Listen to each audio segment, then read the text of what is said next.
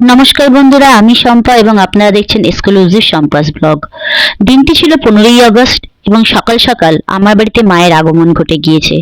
16ই August, 17ই August এবং 18ই August এই তিনটি দিন আমার বাড়িতে মহা সমারোহে হয় মা মনসার পুজো। এবছর আমাদের বাড়ির মা মনসার পুজো 114 বছরে পদার্পণ করলো। সেই অনুযায়ী 15ই আগস্ট আমার বাড়িতে মায়ের এই আগমন ঘিরে খুশির বার্তা শুরু হয়ে গিয়েছে। আর এখন মায়ের এই প্রবেশের সঙ্গে সঙ্গে মাকে তার স্থান অধিকার গ্রহণ করানোর জন্য আমরা সকলে মিলে উদ্বেগ হয়ে পড়েছি। সুতরাং এই মুহূর্তে যে ভিডিওটি আপনাদের সামনে রয়েছে সেটি হচ্ছে মায়ের আগমনের ভিডিও। এরপরই শুরু হয়ে যাবে মায়ের 3 দিন ব্যাপী পূজার কাজকর্ম। 16ই আগস্ট পড়ে গিয়েছে এবং আমার বাড়ির আজকে অধিবাসের পুজো শুরু হয়ে যাবে কিছুক্ষণের মধ্যে। সেই অনুযায়ী আমার বাড়িতে অলরেডি ঢাকিয়ালারা চলে এসছে এবং সেই সঙ্গে সঙ্গে ঢাকের মহা সমারোহে মায়ের পুজো বন্দনাও শুরু হয়ে গিয়েছে। এইদিকে মায়ের অধিবাসের পুজো শুরু হওয়ার আগে মাকে তার গয়না গাটি দিয়ে সাজিয়ে নেওয়ার পর্ব চলছে। হাতের বালা, মাথার টিকলি, কানের দুল, হাতের আংটি সমস্ত কিছুই যা মায়ের সাজ সরঞ্জামের জন্য রয়েছে সেগুলো মিলে আমার পরিবারের লোকজন এখন মাকে সাজিয়ে তোলার প্রস্তুতিতে নিমগ্ন হয়েছে।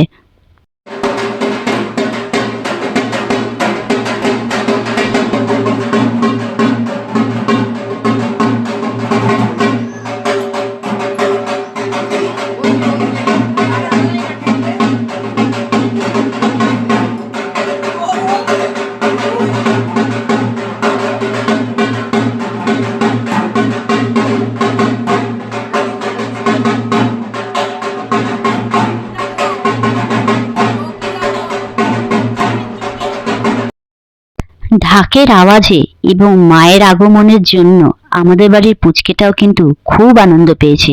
সে ঢাকের তালে তালে নাচতেও শুরু করে দিয়েছে। এইদিকে মায়ের পুজোর জন্য সমস্ত প্রস্তুতি তৈরি হয়ে পড়েছে। মায়ের যে মঙ্গল ঘট সেই মঙ্গল ঘটও সাজানো একেবারে প্রস্তুত হয়ে গিয়েছে। অল্প সময়ের ব্যবধানে চলে আসলেন পুরোহিত মশাই এবং পুরোহিত মশাই আসার সাথে সাথেই শুরু হয়ে গেল আমার বাড়িতে মায়ের অধিবাসের পুজো। বসানো হলো মায়ের মঙ্গল ঘট, স্থাপন করা হলো মায়ের মঙ্গল ঘটকে, প্রাণ প্রতিষ্ঠা করা হলো মায়ের মঙ্গল ঘটকে। উলু, শঙ্খধ্বনি এবং নানা রকমের বাদ্যযন্ত্রের আওয়াজে আমার বাড়ির পরিবেশ মঙ্গলময় হয়ে উঠল মায়ের পুজোর সাথে সাথে। সেই দৃশ্যই এখন আপনাদের সামনে তুলে ধরলাম।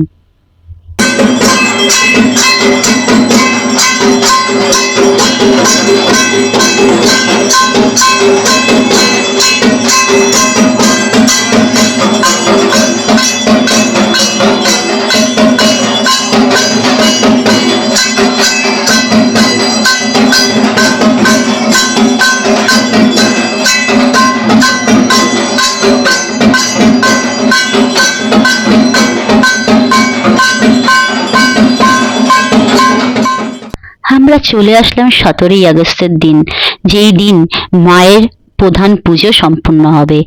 আমার বাড়ির মন্দির দালান সুন্দর সুন্দর ফুলের সজ্জায় সজ্জিত হয়ে গিয়েছে এবং সেই সঙ্গে মাকেও খুব সুন্দরভাবে সজ্জায় সজ্জিত করা হয়েছে।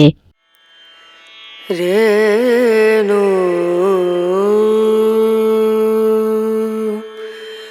রেনা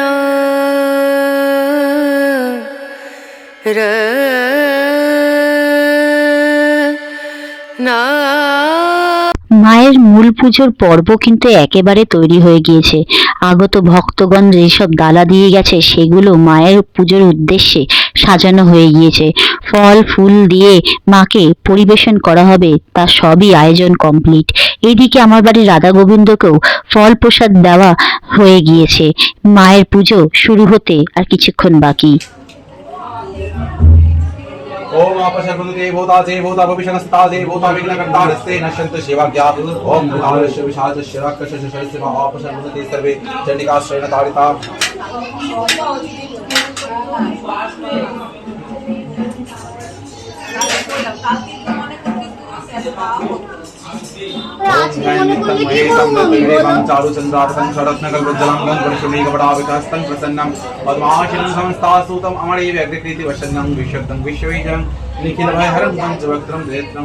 शिवाय शंकाय कारणोत्रे हेतवे निवेदयामि जत्मानं संगति परमेश्वर महादेव महात्मानं महायोगी महेश्वर महापापहरं देव मकराय नमः शोदाशि शोभनाथं त्रिशैले मल्लिकार्जुनं उज्जन्निन्न महाकालमं कालममलेश्वरः। আমরা সবাই জানি শ্রাবণ মাসের শেষ দিনে মা মনসার পুজো হয়, কিন্তু মা মনসার কিভাবে জন্ম হয়েছিল সেই ঘটনা কি আপনারা জানেন? তাহলে চলুন আপনাদের জানাই মা মনসার জন্ম বিবরণ। একদা দেবী চণ্ডীর মহাদেবকে নিয়ে মায়া কাননে ভ্রমণের ইচ্ছে প্রকাশ হলো। তিনি সেই অনুযায়ী একটি মায়া কাননে নির্মাণও করলেন এবং মহাদেবকে তার মনের ইচ্ছা জানিয়ে তিনি শয়নে চলে গেলেন। কিন্তু মহাদেব মায়া কাননের ভ্রমণের উগ্রীব ইচ্ছে সহ্য করতে না পেরে বিনা চণ্ডীমাতাকে নিয়েই সেই মায়া কাননে প্রবেশ করলেন। মায়া কানন ছিল মায়ার তৈরি। সেই কাননে প্রবেশ করার পর সেখানকার সৌন্দর্য দেখে পিতার মনে কাম ভাবের সৃষ্টি হলো এবং পিতা এক জায়গায় বসে নিজের কাম চেতনাকে নিবারণ করার জন্য ধ্যানে মগ্ন হলেন। পিতা এই কামভাব থেকে নিজেকে নিষ্কৃতি করার জন্য যখন ধ্যানে মগ্ন হলেন, তখন পিতার শরীরের তেজ থেকে বেরিয়ে আসলেন ঔরস এবং সেই ঔরস গিয়ে পড়ল একটি পদ্ম পাতার ওপর। তখন উড়ন্ত একটি পাখি সেটিকে খাবার ভেবে মুখে নিতেই তার শরীর জ্বলে গেল। শরীর জ্বলে যাওয়ার জন্য সে তার মুখ থেকে সেই ঔরসটি ফেলে দিলেন একটি পদ্ম ফুলের মধ্যে এবং সেই পদ্ম ফুল ধরেই একদম চলে গেল সেই ঔরস নাগলোকে এবং জন্ম হলো মা মনসা। মায়ের পুজো আরম্ভ হতেই আমার পরিবারে শুরু হয়ে গেল মনসা মঙ্গল কাব্য পাঠ করা। মনসা মঙ্গল কাব্যের কিছু অংশ শেষের দিকে থাকে যেটি মায়ের মূল পুজোর দিনই পাঠ করা হয় এবং সেই নিয়ম মেনেই এখন মায়ের মনসা মঙ্গল কাব্য পাঠ করা শুরু হয়ে গিয়েছে। প্রথা মেনে শুরু হয়ে গিয়েছে আমার বাড়ির প্রত্যেক সধবা মহিলাদের তেল, সিঁদুর এবং পান দান করা।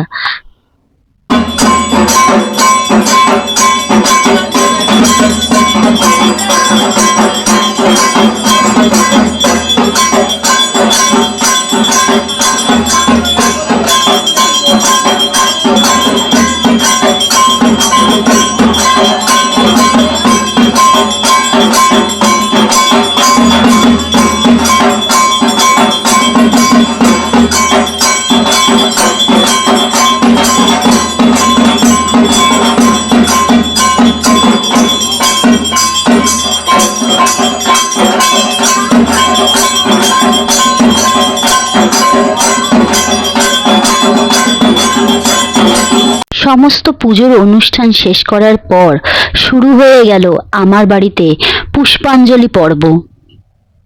শুভে পদ্মালয় নমস্তুভ্যং রক্ষমাং বৃজিনাড়বাদ নম আস্তিকস্য মনের মাতা। এরপরই শুরু হয়ে গেল মায়ের আরতি পূজার পর্ব। প্রথা মেনেই শুরু হয়ে গেল মায়ের আরতি। শুরু হয়ে গেল মায়ের এক এক করে বিভিন্ন রকমের আরতি পুজো। প্রথমে ধুনো আরতি, তারপর পঞ্চপ্রদীপ আরতি, তারপর চামর আরতি, তারপর বস্ত্র আরতি দিয়ে মায়ের পুজো সম্পন্ন হলো। বাড়িতে মায়ের পুজো, তাই নিজেরা যদি একটু আনন্দ করে নাচানাচি না করি তাহলে কি হয়? তাই শুরু করে দিলাম একেবারে বন্ধু বান্ধব নিয়ে সপরিবারে মায়ের আরতি করা।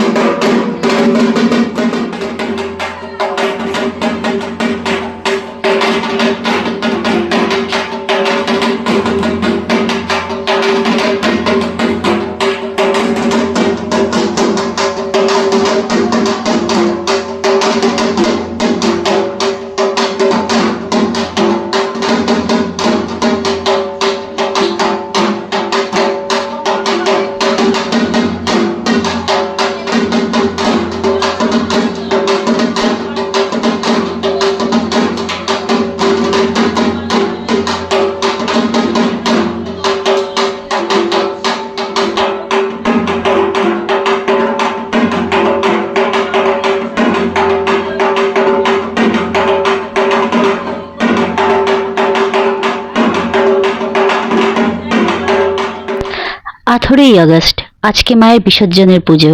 আজকে বিসর্জনের পুজো সম্পূর্ণ হবার পরই মা চলে যাবেন তার নিজের পিতৃগৃহে। সকাল থেকেই আয়োজন করা হচ্ছে মায়ের ভোগের, এবং এই যে দেখছেন আমার জিথি, ইনি বৈষ্ণব। আমাদের বাড়িতে মায়ের ভোগ তৈরি হয় বৈষ্ণবের হাত দিয়ে। বিভিন্ন রকমের ফল, বিভিন্ন রকমের শাকসবজি দিয়ে মায়ের ভোগ তৈরি হয়। এখানে দেখতেই পাচ্ছেন মায়ের ভোগের জন্য অলরেডি পায়েস এবং চাটনি তৈরি হয়ে গেছে, এবং আরো নানান রকমের ব্যঞ্জন তৈরি হচ্ছে মায়ের ভোগ প্রসাদের জন্য আজকে পুজোর অপেক্ষায়।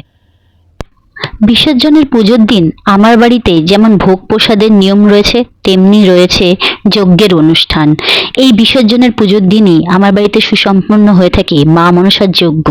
সেই অনুযায়ী পুরোহিত মশাই এসে মায়ের পুজো সম্পূর্ণ করে তারপরে শুরু করে দিচ্ছেন যজ্ঞের পুজো, এবং সেই যজ্ঞের পুজোর ভিডিওই এখন আপনাদের সামনে আমি তুলে ধরলাম। বন্ধুরা, আপনাদের এই ভিডিওটি কেমন লাগছে? আশা করি ভালোই লাগছে। যদি আপনাদের আমার এই ভিডিওটি ভালো লেগে থাকে তাহলে আমার চ্যানেলটিকে সাবস্ক্রাইব করতে ভুলবেন না। আপনাদের সকলের সহযোগিতা আমার একান্ত কাম্য।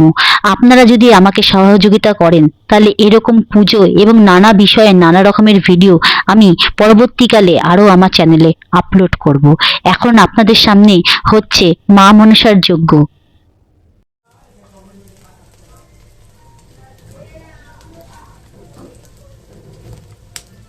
नमस्तुभ्यं विरूपाक्ष नमस्ते दिव्यचक्षुषेणाभिनाकहस्ताय वज्रहस्ताय वै नमः स्वाहा। नमस्तुभ्यं विरूपाक्ष नमस्ते दिव्यचक्षुषेणाभिनाकहस्ताय वज्रहस्ताय वै नमः स्वाहा।